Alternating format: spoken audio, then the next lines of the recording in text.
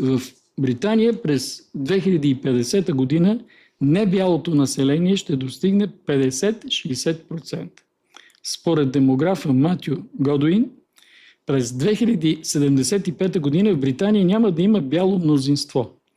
През 2050 година в Обединеното кралство мюсюлманите ще бъдат 13-17%.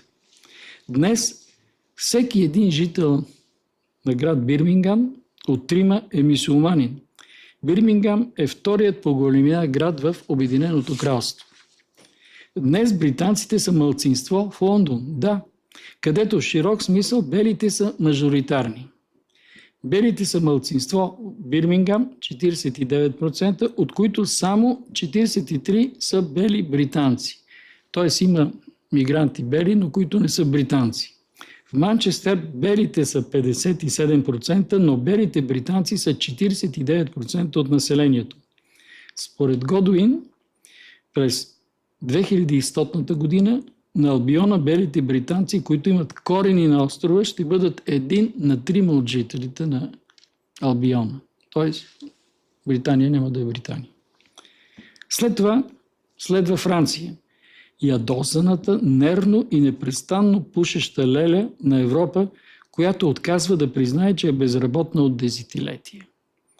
Махмурлукът на Франция се проявява като постоянно състояние на бунт, маскиран като гражданска ангажираност.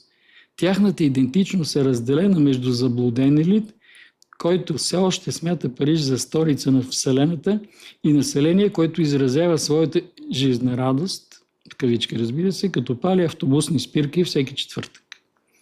Французите страдат от Наполеонов комплекс без Наполеон. Те изискват жизнения стандарт на завоевателна империя, докато работят 35 часа седмично и се пенсионират на възраст, когато повечето американци едва навлизат в крачка, в ритъм трудов. Те проповядат републикански ценности и агресивен секуларизъм, но държавата е загубила контрол над огромни части от собствените си предградия. Франция по същество е красив музей на открито, където кураторите стъчкуват, охраната се страхува от посетителите, а ръководството е заето да получава останалия свят за величието, кавички, докато сметката за ток остава неплатена. Коментара ми. В доклад на Pew Research Center, щатска организация, през 2017 година френското мюсюлманско население е било 9%. През 2050 година при сценарий миграция ще достигне 13%. При определени обстоятелства може да достигне през 2000